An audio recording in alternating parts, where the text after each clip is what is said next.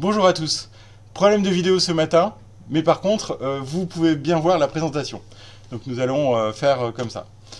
Euh, Petit point ce matin uniquement sur les marchés actions et sur le dollar et l'impact sur ces marchés de la baisse des taux aux États-Unis pour la première fois, des taux directeurs pour la première fois en 10 ans.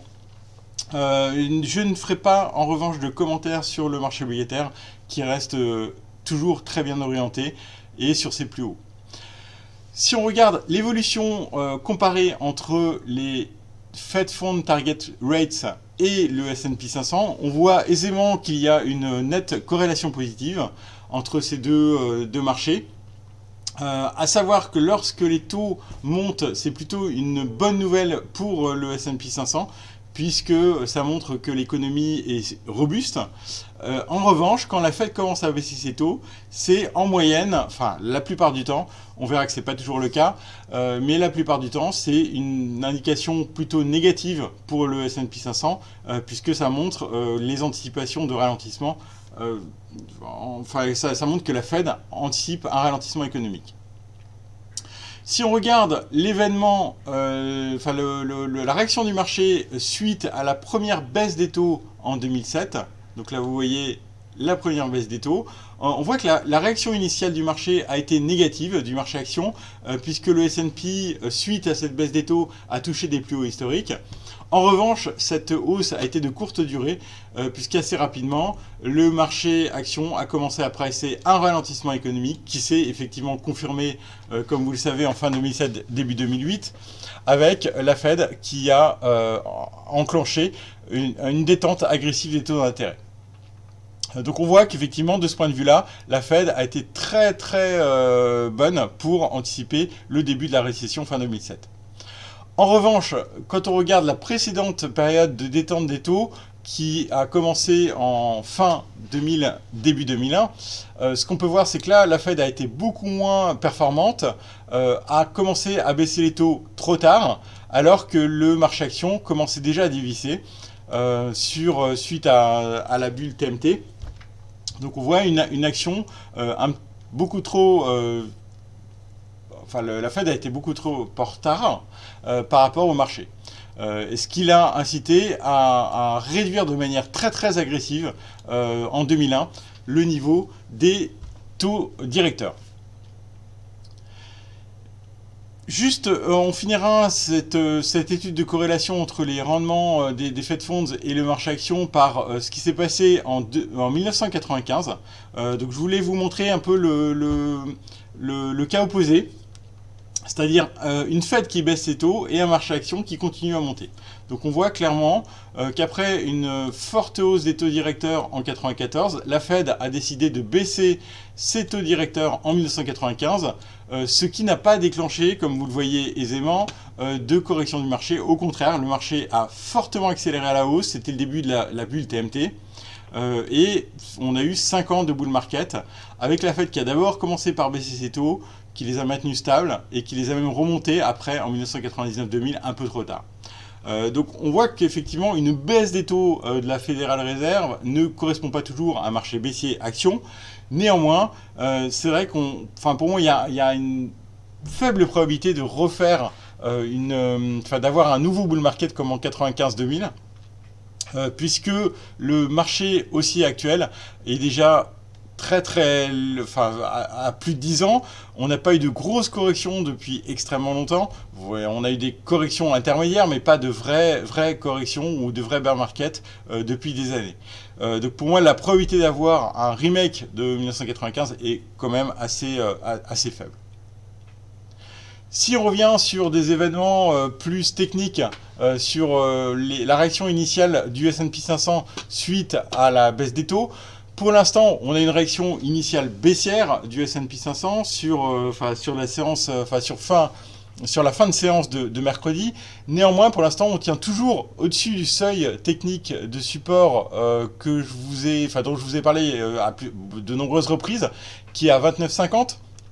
On voit que ce niveau tient toujours. On a même une très belle réaction technique sur la séance de jeudi au-dessus de ce niveau-là. Donc toute la question reste de savoir, est-ce que ce niveau-là va tenir au mois d'août, ou est-ce qu'on va avoir un retour en dessous de ce seuil, ce qui invaliderait la cassure clairement de début juillet. Pour moi, il y a un risque significatif de voir une telle correction au mois d'août. Il est très difficile pour l'instant de savoir quand est-ce que cet événement peut se produire, puisque pour l'instant on reste dans une structure haussière, avec un début de ralentissement de la pente du marché, mais pour l'instant pas de vraie inversion de tendance. C'est assez compliqué de passer baissier sur les niveaux actuels. Néanmoins, j'ai l'impression que le marché commence un peu à plafonner, mais pour l'instant aucun retournement en vue. Si on regarde l'Europe, situation technique très différente, puisqu'on voit qu'on a passé tout le mois de juillet à essayer de casser cette droite de résistance, enfin de Fibonacci qui est à 35,20.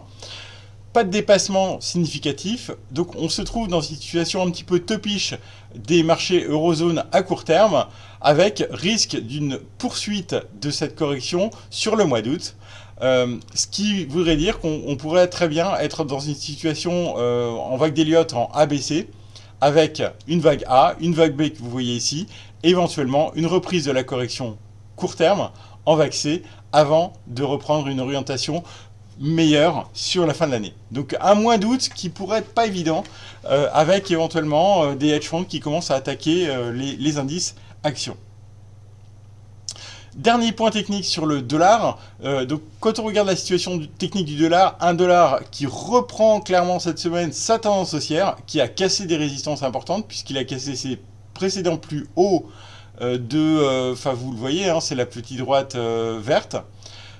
Donc la question qu'il faut se poser maintenant, c'est est-ce qu'on est au début d'un nouveau mouvement haussier sur le dollar qui pourrait dans ce cas, enfin, en toute logique, aller sur le prochain ratio de Fibonacci à 100 sur le dollar index, ou est-ce qu'on va avoir un nouveau trap. Donc vous voyez depuis un an c'est une succession de faux signaux.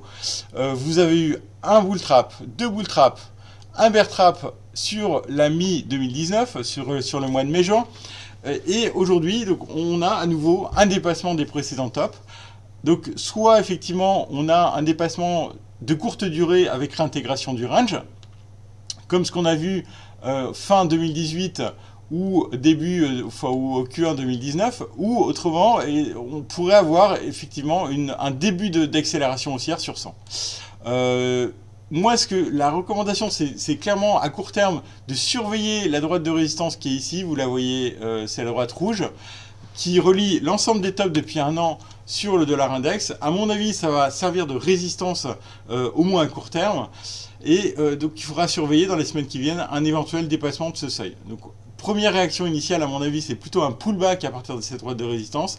Après, on verra quel est le potentiel baissier à court terme.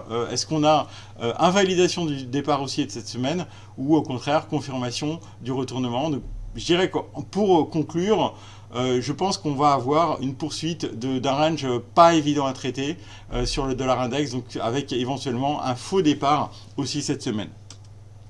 Si on regarde l'euro-dollar, on voit effectivement le renforcement du dollar avec un retour de l'euro-dollar sur ses plus bas, une cassure du support à 1,11, ce qui nous laisse effectivement le risque, c'est une poursuite de la correction sur des niveaux de 1,09, ce qui est également un objectif baissier en point figure, ou au moins donc une poursuite le risque, c'est clairement une poursuite de la correction jusqu'à 1,09. Comme sur le dollar index, on voit qu'il y a un risque significatif d'avoir un faux signal à nouveau. On a eu plein de faux signaux au cours des 6-12 derniers mois sur ce marché. Donc je recommanderais quand même une certaine prudence pour ceux qui veulent jouer une continuation de la tendance baissière de l'euro-dollar. Je vous souhaite une excellente journée, des très bonnes vacances pour ceux qui partent. Quant à moi, je vous donne rendez-vous fin août, début septembre pour la prochaine vidéo.